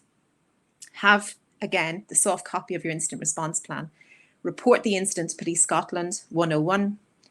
Call your incident response partner if you have one. If you don't, you can also call the SBRC incident response line and we will help you as much as we can. And we'll also then triage the call out to one of our trusted partners. Treat your systems like a crime scene. Do not try and do anything. And also do not negotiate with any kind of ransomware requests. That's as much as I can do. And then we basically always hand it over to Police Scotland to look at the investigative side. So I want to hand it over to Detective Inspector Mike McCulloch now. Thanks very much, Jude. So good afternoon, everyone. Yeah, I'm Michael McCulloch, Detective Inspector for Cybercrime Investigations at Police Scotland. So I'll take these 10 minutes to just touch on a couple of things and want to make some of what's been discussed, particularly by David, as real as possible and put a Scottish perspective on some of that. And I'll start off just by touching on SEPA's approach to this, which I know has been mentioned, but it's of real value to us, particularly for our prevention awareness strategy. SEPA were a well-protected organisation, and the fact that they have fallen victim with a company of their standing scale and cybersecurity posture to have fallen victim is evidence itself of the threat that's out there. That open and honest approach that they have shown has been invaluable, in that there's nothing that effectively focuses the mind like a real-world case study. And SEPA's openness has provided us, Team Cyber Scotland, as Jude's just outlined, a huge opportunity in terms of enhancing awareness and security. So I want to thank them for that. I would say then on that topic that my comments will be generic in terms of ransomware and victims and not specific to the SEPA case. And that kind of leads me into the bit around the status of the investigation itself, and because it may affect the Q&A, and just to help for that and for those out there. It is a live and police investigation, and there is indication that it's international serious organised crime or behind the attack. So we're really limited in what we're able to discuss in terms of specifics of the compromise. And even if that weren't the case, we don't want to be too specific in that we don't want to school the criminals in how to conduct this sort of criminality. The other bit, I'm touching on what David said previously, is I would urge caution on that note around seeking to focus too much on the specific mechanisms of compromise in one particular event like SEPA or any other, as there's variation in every single attack. and the cyber threat and the landscape and what the suspects do moves so quickly that to focus on one particular threat vector or one incident in terms of your cyber security would leave you vulnerable. I would say as well, though, although we don't go into specifics of victims or attacks, which is really important in terms of that confidentiality that we provide, we do share those indicators of compromise where we identify them during any incident, whether it's an IP range or anything that we can allow the wider public and public sector to protect themselves. We link in with our colleagues at Scottish Government in terms of crew notification. We use the SIS platform to provide those. So where we get them, we do share them. And you can take appropriate measures to protect yourselves. I probably won't be able to go into kind of techniques or tactics because that would just allow threat actors to prepare, counter, and avoid some of the things that we do. So I want to touch now just on the threat landscape, and that, following from David, the threat is real for Scotland, to just give a bit of flavour around that. And it goes without saying, and it's obvious, but just to bring it home, SEPA are not at all alone in terms of their status as a victim of ransomware. Cybercrime, particularly ransomware, is like most crimes, it forms part of a criminal enterprise, and David talked about that, but bringing that right down into a Scottish perspective, it is a business, and it's a criminal business to make money. And where a criminal business will, like any other business, flex towards opportunity, and we absolutely see that in terms of what we do at Police Scotland. But few criminal enterprises can flex with the speed and agility that cybercrime can. And whether that's a response to a small change in a socio-economic factor and kind of phishing or smishing emails, that lower level stuff, fraud usually, to any socio-economic factor, for example, if we have a change in energy price, they'll flex to tap into that public concern and launch and pivot their enterprise to that. And we in turn have to pivot as Team Cyber Scotland to counter it, and we do. And there's then take into things like a larger shift in kind of the digital footprint of the planet when you have something like the COVID-19 pandemic, where that and the fact that geographical location poses no barrier between the victim and suspect. It's for us to then collectively incorporate and enhance the barriers that we can in order to protect ourselves. Again, that Scottish flavour, reported ransomware between 2019 and 2020, and bearing in mind that the majority does go unreported, we saw an increase in over 200%. It more than doubled. And there's that corresponding, that evidence of that flex that I was talking about in terms of our corresponding decline in traditional crime over the pandemic as lockdown kicked in. And very much, as was said by David, it's a global issue. And he used a couple of examples in HSE Ireland, the Colonial Pipeline, and those same groups that target those organisations are active in Scotland. Don't think that this is a global thing but doesn't affect us. And just to cover it quickly and give that it is here and a threat in terms of variant that we've seen. I'm going to list some of them and then some of the business areas that we talked about, and David covered that as well. So variants of ransomware: Dharma, Phobos, Ryuk, Descriptor, Locker, Goga, Lockbit, Krylock, Matrix, Medusa, Locker, Revolt. We see these all. There are victims of all of these in Scotland, so it is a real threat. And in terms of business area, we've had graphic design, construction, education, retail, dentistry, haulage, engineering, and charities. Just to give how broad the spectrum is and how real the threat is. I'll touch just now on the network then, in terms of law enforcement, Team Cyber Scotland that I mentioned. The network that investigates, and Jude kindly touched on the support for victims of cybercrime, in particular ransomware, because it is so high impact, is national, Scotland, UK, and international. That international threat that I talked about requires a collaborative international response, and that is very much what you get. And we are your conduit into that process. It's a really close tied collaborative network. We link in with National Crime Agency, National Cyber Security Centre, Europol and wider law enforcement across the world as part of our investigations.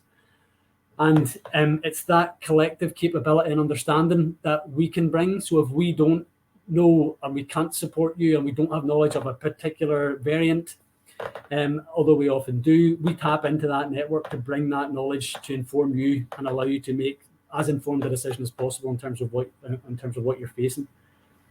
Touching on the criminals themselves, and it has been touched on previously, but given it that Scottish perspective in terms of what I see, they are sophisticated. They will hide within your network. They escalate privileges. They delete as they go to cover their tracks. They build in persistence, and they try and usually do stay under the radar. And it's hard. It is hard. So it is very much about what you can do to protect. And when they do call out, or the inbuilt mechanisms that you may look at or may be notified of, it's in a manner, and David talked about that social engineering, that hides who they really are. It'll often be something masked as a function that you recognize, so you don't give it as enough scrutiny. And that's how they just stay below the radar. And it's been touched on across the piece, but the one of the weaknesses that haven't been is actually people, and that's just our nature. We are manipulable, we're creatures of habit, and we tend to trust by default. And it's building into your systems the contingencies and the cross-checking and second factors of authentication that will prevent these from happening to you across the cyber kind of threat spectrum. And just lastly, the support, and this is the piece that Jude touched on there. Our support and our response isn't limited to the investigation, because ransomware in particular is really tough on the victims of crime, and we're here to support you. We won't impede your recovery as part of that investigation, but we'll seek to work with you through that, inform your response, inform your decision making, and sometimes your recovery processes, and bring in other partners as well across that Team Scotland, Cyber Scotland that I mentioned. The wider network I've talked about in terms of what we can tap into for you, and we understand that the business and recovery comes first, or you won't phone us, and we're here to support you, and we're here to investigate, and we absolutely understand about striking that balance, and we will talk to you throughout that, and if you have concerns, share them. And one of the obvious concerns is confidentiality, and we absolutely understand that, and we'll guarantee it. And where that confidentiality starts to get eroded, whether it's media coverage or otherwise, your media strategy, we can help with that, or the police, so we have experience of it, and we will link in with you. You will dictate that media strategy, and we will follow you and support it. It is very much a collaborative approach with our victims, and that also includes what to do around data leaks, and David touched on it in that double dip. So you'll have the ransomware, we've encrypted your data, we now want payment. And the second part of that is data exfiltration or theft, and what they do with that data. That can pose lots of questions and real concern. Again, we have experience there, and I offer that to any of the victims in terms of the police response. And Kim, I think I've timed that not too bad. That's all I wanted to say and kind of open. Thank you very much, Mike. No, that was perfect timing. Well done. Thank you very much. And great to hear from both Jude and Michael there. It's been a great series of speakers. I hope you will agree. A really great insight into cybersecurity and cybercrime. I mean, it's undoubtedly a huge collective endeavour to ensure we're protected against online harms. So I'd like to invite and welcome back all our speakers to the panel to have a discussion and to answer some of your questions, to hear how we can take this review process forwards and use the knowledge gained from SEPA's experience. Just before I invite all these panelists to join me, I want to introduce Paul Chapman. He's not spoken yet today. He's the Head of Public Sector Cyber Resilience at the Scottish Government. And he's also played a key role during this SEPA cyber attack. One of the things that came out of the audit process was also around intra-agency cooperation in terms of the investigation, the technical and incident response, and the information sharing. So we'll hopefully hear in the course of this panel discussion some of the detail behind that response and how it might provide a template for the future. So welcome back, everyone. We've got lots of questions coming in, so I'll get through as many as I can. Just a reminder to the audience that we have the Q&A screen. Please do ask whatever you have on your mind, as long as it doesn't interfere with this live investigation, then I'm sure the panel will happily answer. So I'm going to start with Gordon Miller, who has said, interesting to know if Police Scotland feel the transparency adopted by SEPA during the criminal activity had a critical role in the recovery process and acted as a deterrent to potential criminal actors. What do you reckon, Mike?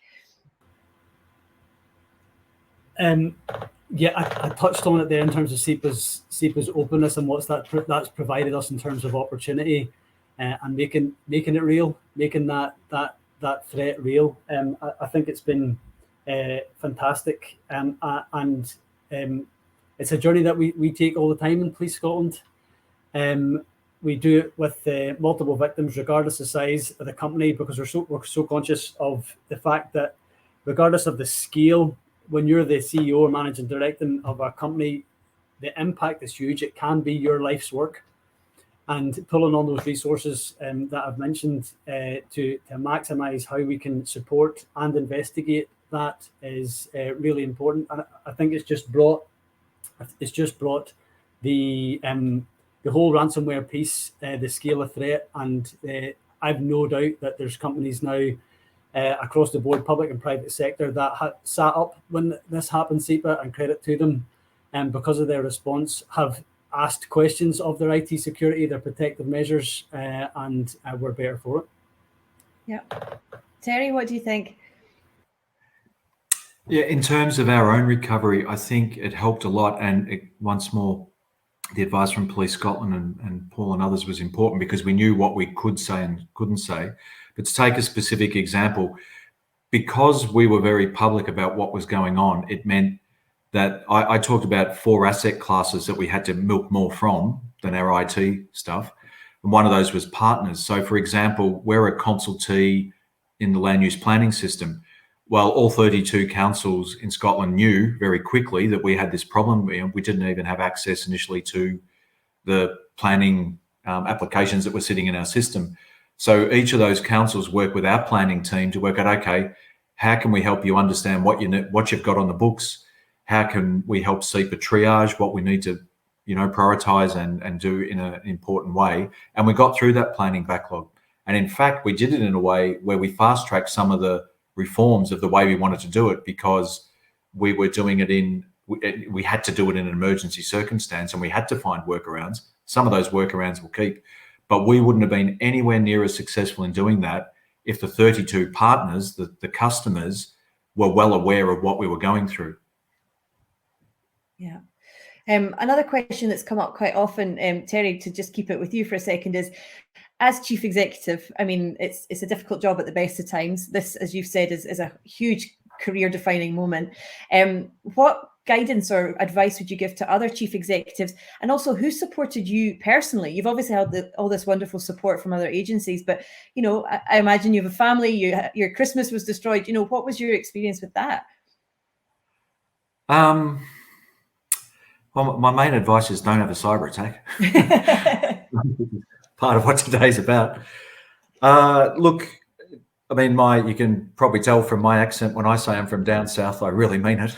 So I'm not just Australia, I'm the bottom of Australia. So all of my family are 10,000 miles away. So my wife provided a lot of support. In a way, it made it a bit easier because we weren't disrupting a whole lot of family activities. It's just my wife and I would watch telly now and then. So a lot of support from her, but really it was from the team and the sort of people you've got here.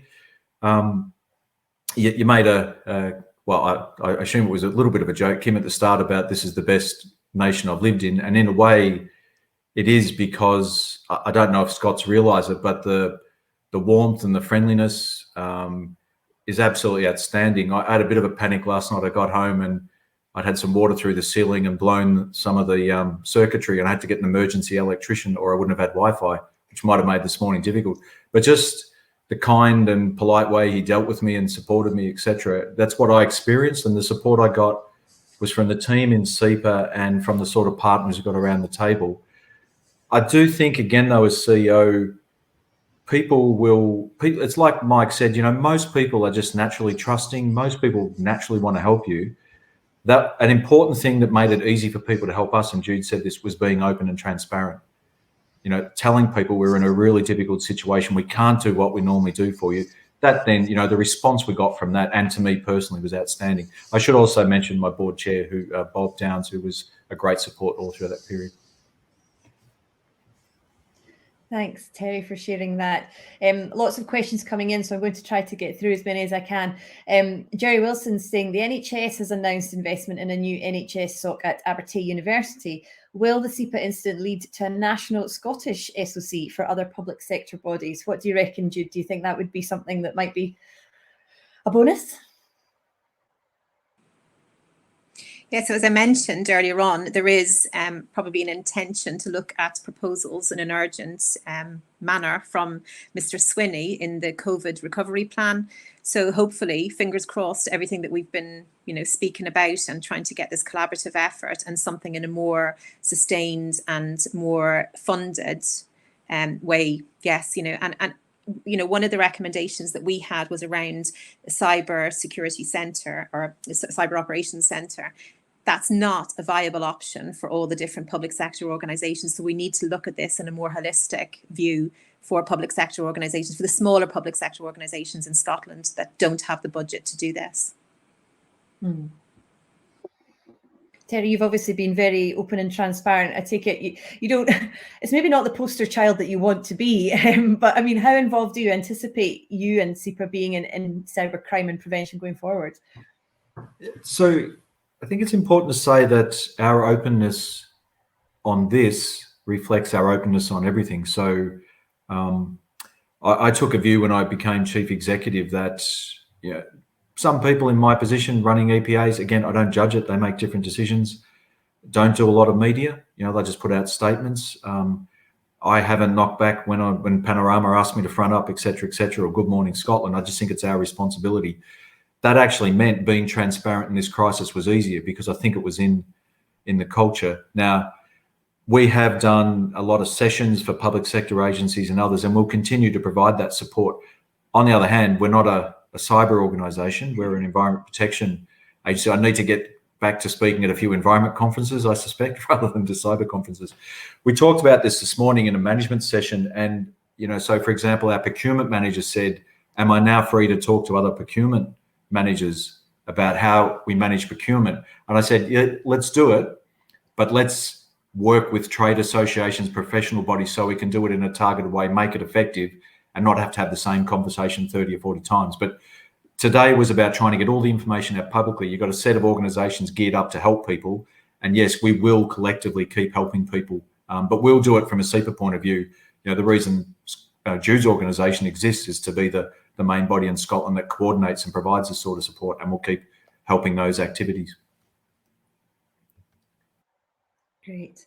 A question which I'll put to you, Paul, because you've not spoken yet, and I feel like we need to hear your expertise as well, is to do with public policy towards cyber attacks. Now, we've heard from previous experts that you can't obviously negotiate with terrorists; it's illegal to do that. But do we need a more detailed legal framework, perhaps, around how to respond?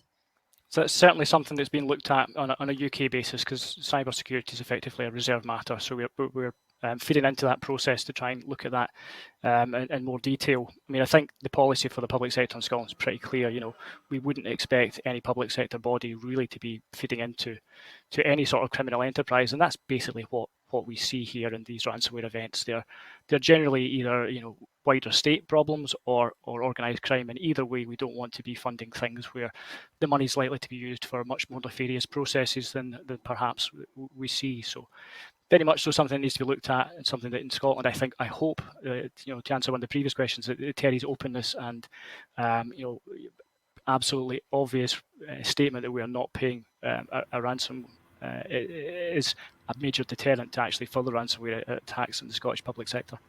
Mm-hmm. Do we have any statistics? I don't know, Michael, if you maybe have this information about successful recovery if a ransom is paid. I don't know, No. but on the ransom payment piece, if I may, and just to complement what what Paul was saying there, just to cover off, most importantly, if you decide to pay, that doesn't mean you shouldn't phone Police Scotland. We will not judge or criticise. We're here to support you and investigate the crime. That's really important.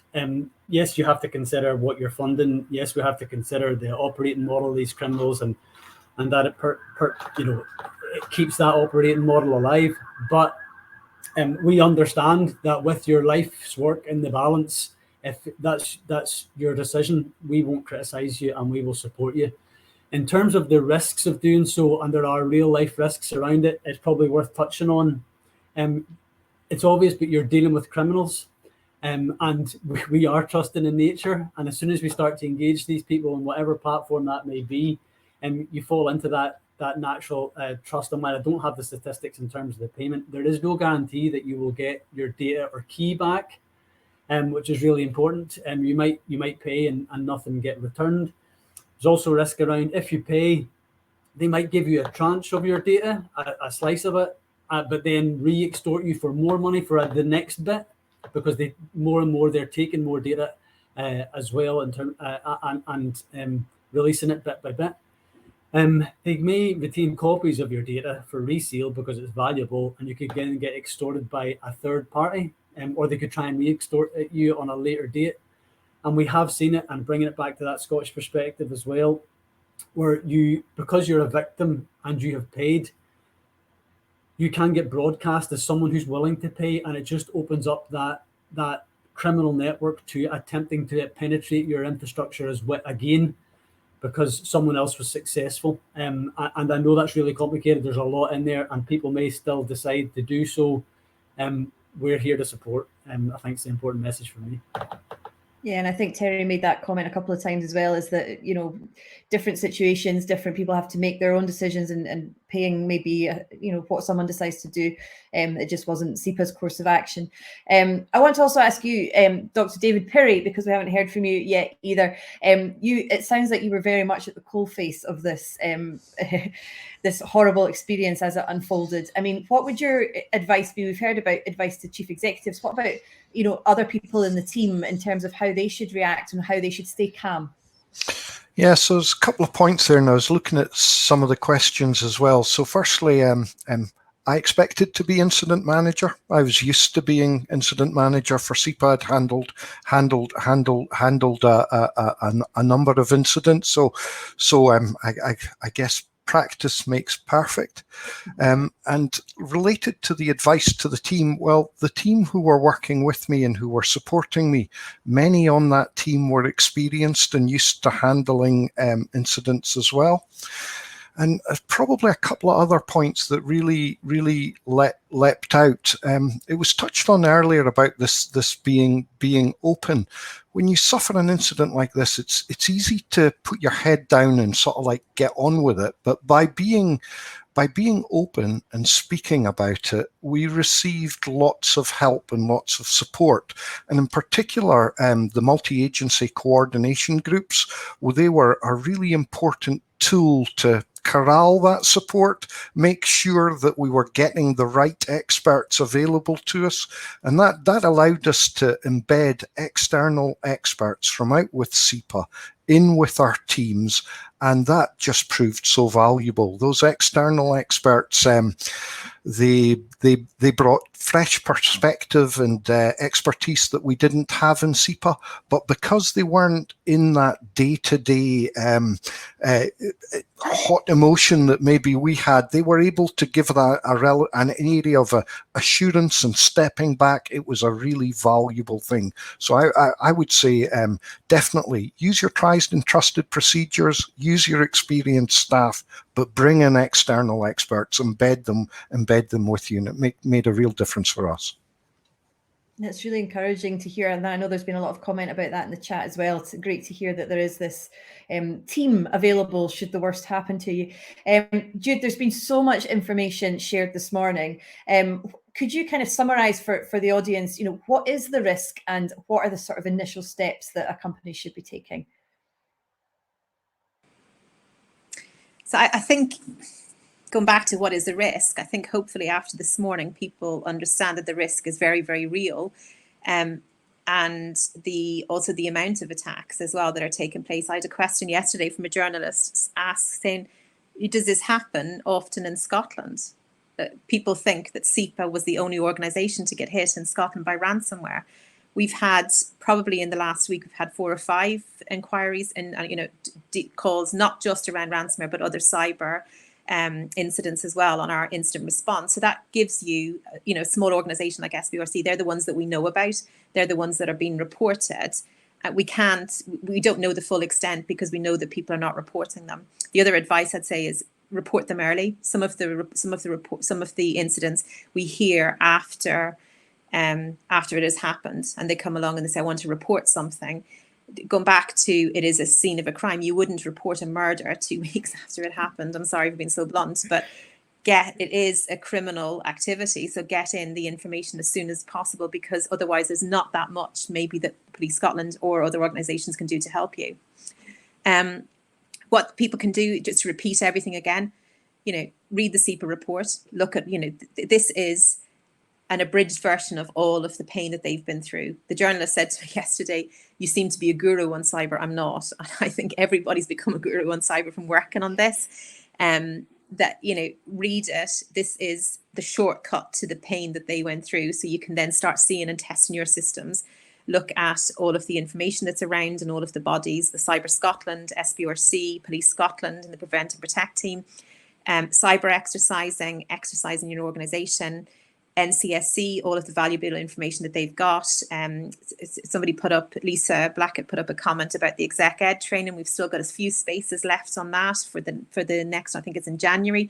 That will be on, that's on the SBRC website. So any CEOs, non-execs that really want to educate themselves in a non-techie way, but look at the information that they should know as a board member around cyber, sign up to that. And the exercise in the box sessions, we do them online, but we've also started to do them in person as well. So it's a good way to collaborate with other organizations as well and talk about what you can share and what you can learn. Going back to the point about not being a secret squirrel, and, make sure that we are talking and we are sharing information around the organizations.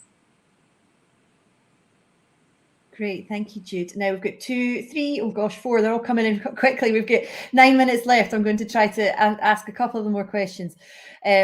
So Nick Croft is saying, given the scale of the incident and the response required, at what point did David feel that the incident response and management had ended and he could resume his normal day-to-day role? David?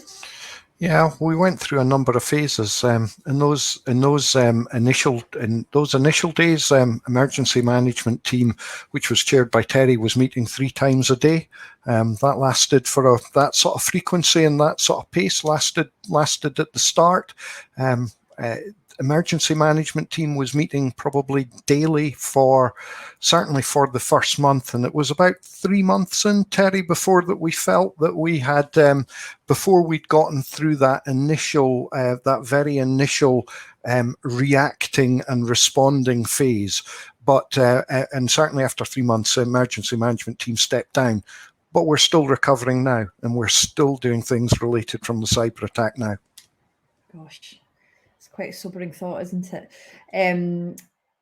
Anthony Round is asking, do you feel that there should be more of a push by government and agencies for organisations to obtain Cyber Essentials certification? I don't know. Paul, what do you reckon? So yes, I suspect you will see that happening as this kind of progresses. We've seen it actually over the last few years in terms of public sector procurement has quite often pushed that. I mean, indeed, part of our own public sector action plan back in 2017 pushed the public sector itself to go in the direction of Cyber Essentials as a fairly sensible starting point for building a cyber resilience journey to aim for better things.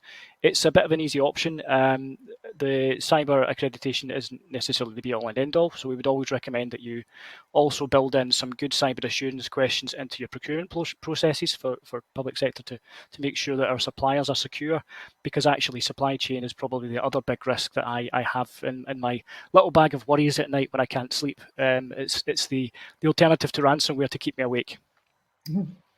Oh gosh, I don't envy you your job sometimes.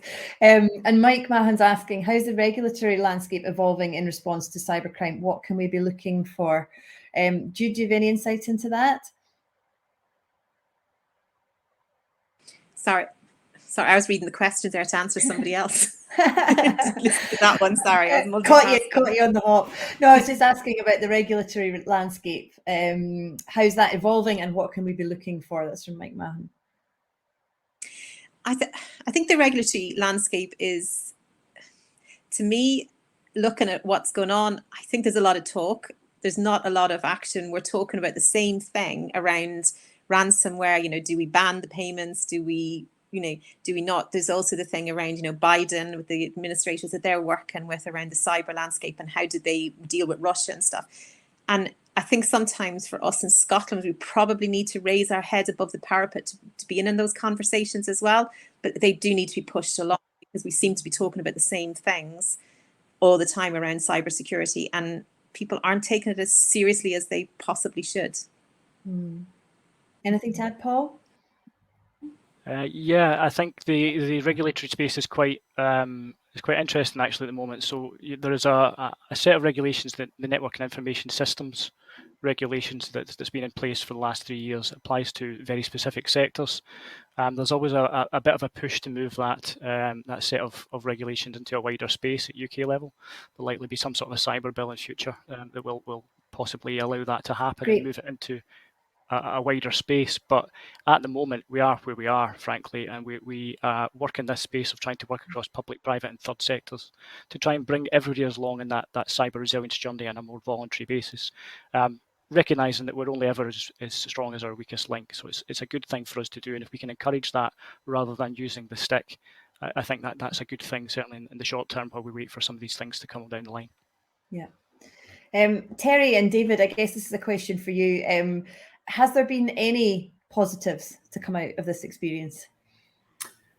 Yeah, absolutely have. I mean, I would say, if I think about our workforce, like everybody in society, they were already dealing with however each individual felt about the pandemic, that has affected people in all sorts of ways. And then to have this on top of it, very simple things like this happened just when we went back into lockdown, if people remember, around the Christmas period. So one of my colleagues and I had planned to do sessions on the 3 days between Christmas and New Year for staff who needed someone to chat to, etc., just as a thing related to the pandemic. Now, we obviously couldn't do that. So when I talk about the positives, having a workforce where many people had data stolen and published on the dark web, where many people are facing, as Mike said, their life's work is certainly being inaccessible for a while. All of them have had to deal with internal or external customers who they can't do what they normally do, and they're all professional people. They want to deliver, etc. So the positives have to be grounded in how hard this has been for our workforce, but the positives become, well, we're building completely fresh. And not just in an IT sense, we're taking the opportunity to do the business model reform we wanted to do. How many times does an organization 25 years into its life literally get a blank page? Well, not literally get a blank page, but you know what I mean in a management sense. Now, what we've got to do is support the staff through the pain that they've gone through, all the different types of pain, so that they're geared up and ready to help us construct a different and better future. But if you think about it, I keep saying to the staff, in a year or so, when they turn on their computers, what they will have will be magic compared to what they had before the cyber attack. And that'll be quicker than it would have been. So yes, it is a management cliche to say opportunity out of crisis, but it's a cliche because it's true if you hold your nerve and do all the right things. Yeah. David, anything to add? Oh, you've just accidentally turned off your microphone there. Yeah, just maybe one thing to add. It's a lesson that I hope nobody else has to learn. So actually, by sharing this information and actually putting this information out there, a positive, maybe nobody else has to go through what we've gone through. Well, that's a very generous way to look at it, that's for sure. We're nearly out of time, so I guess all that remains for me to do is to thank our panel here, with particular thanks to Terry and David from SEPA for being so open, honest and transparent.